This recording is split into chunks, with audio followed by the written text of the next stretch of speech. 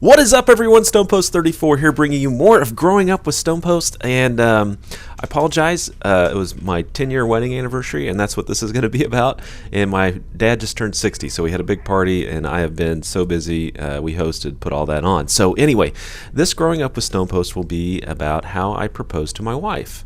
And we just celebrated our 10-year anniversary. And couldn't be happier. If you guys are familiar with my channel, two wonderful kids, and yeah, things are great. So I want to share with you. This happened over 11 years ago because we've been married for 10. We kind of had a long engagement, and that was fine. We only dated for about 5 or 6 months before I popped the question. Now, I knew I was going to do this pretty early on. In fact, I remember telling my wife one time that I was going to marry her. And I remember she started bawling. I don't think she believed me. So anyway, let's start with the very first thing you need to do. This is what I did. I would recommend it. I have 2 girls, and this better happen when they get married. I called my father-in-law and said, hey, can I take you out? Let's grab a beer. I just want to talk to you. And we had a great relationship. We played golf a lot, did a lot of different things together. And he's like, yeah, no problem. Let's go out. And he, come to find out, he knew what was going on.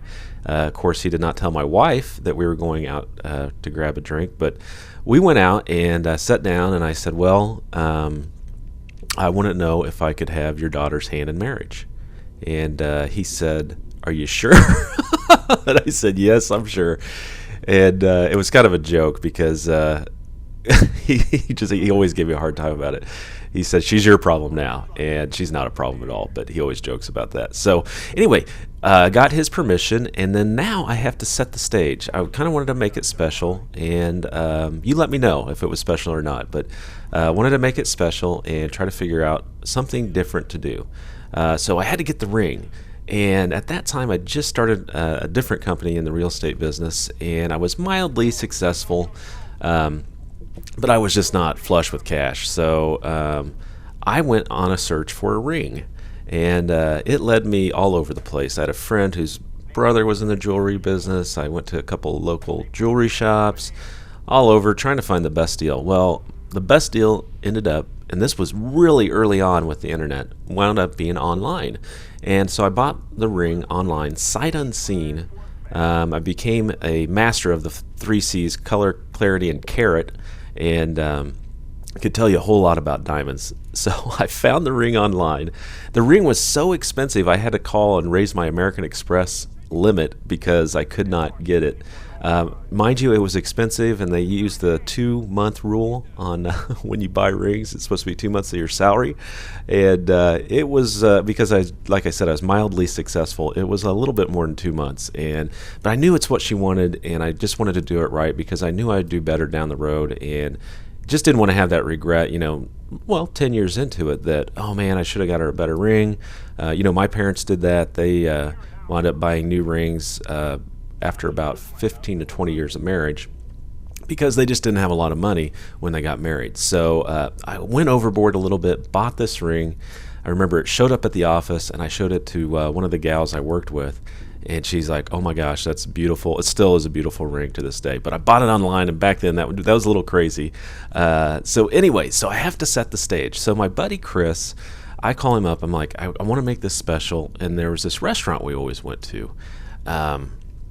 I say we always went to. We went to as a group.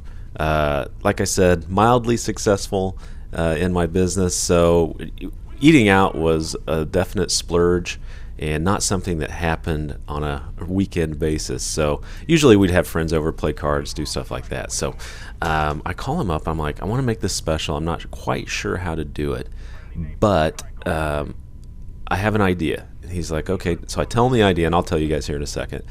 And I said, but here's the deal. I don't want her to think, because we never hardly went out, excuse me, to dinner by ourselves. We always went with Chris and his wife. I thought they were married, and his wife. So he's like, okay, well, why don't we do this? We'll plan to go out with you guys this Friday night. And he goes, we'll call you very last minute, almost as you're headed out the door. I'm like, okay, cool. And he said, and we'll cancel. And then you can set this up however you want to, so that there's no red flags, that she's not like, well, why are you taking me out to dinner? Or why is this going on? Or why are we going to this restaurant? So all goes well. They call last minute, and they're like, "Man, we can't make it. We're sorry." Telling my wife, and she's like, doesn't call me. She calls me into the room and says, "Hey, what do you think?" I'm like, "I don't know. Yeah, let's go ahead and go." Well, hang on just a second. We better go, because here's what happened. After I got the ring, and this was a couple weeks into it, we planned this whole thing. I actually took the ring, pretty expensive ring by any standards, I would think, and I met with the manager of this Italian restaurant that we always ate at, and I said, "Hey, here's the deal," and I'll tell you how it happened here in a second. But so he had this ring.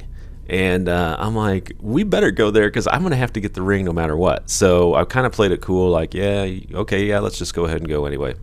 So we show up, we have dinner, and we're down. Actually, it's this kind of hole-in-the-wall Italian place, which makes it so much better. And we're in the basement. We're down by the downstairs bar, and the restrooms is where our table's at. So we're sitting down there, we eat, and if you know me, you may not know this, but I'm just not a big dessert guy. Never really liked dessert, and my wife doesn't either. So we finish up. We're just hanging out and finishing a glass of wine, and here comes the dessert tray. And my wife's always like, "I can't eat anymore," which we can't. And I'm like, "I'm stuffed too." And she goes, "Well, why do they always feel like they need to bring out the dessert tray?" Well, on the dessert tray, they come out and they have all these, this different pie, some Italian cakes, some liqueur cakes, and such like that. And in the middle is the ring box. And so they bring it over. They show her the plate, and they're like, "Well, if you'd like to try a piece of this, or a little bit of the cake, or we have some ice cream." And in the middle, and you should have seen her face. It was priceless. She looked at me, looked back at the plate, looked at the box, and then the waiter, he was awesome. I tipped him huge.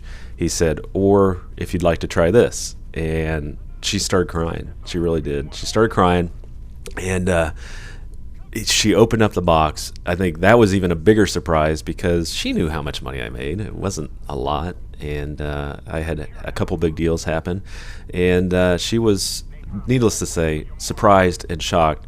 So there was a table of like 6 ladies having a ladies' dinner, and they were next to us, and they kind of saw what was going on.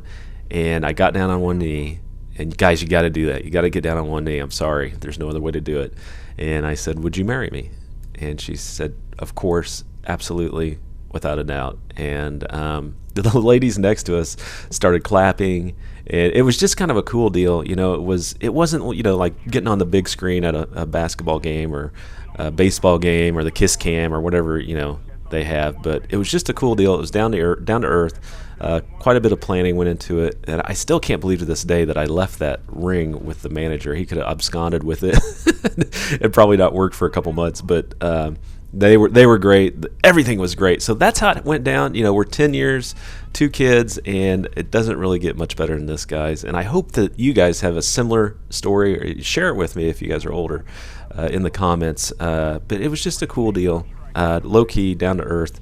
And we've gone back to the restaurant since. And the funny thing is, we've gone back probably about a couple dozen times. And about half the time, we get set down in that same area where I proposed to her. We never requested, but maybe it was just meant to be. So anyway, guys, I hope you enjoyed growing up with STONEPOST. And let me know if you guys have any other ideas, what you'd like to hear. And I really appreciate you watching. And take care as always.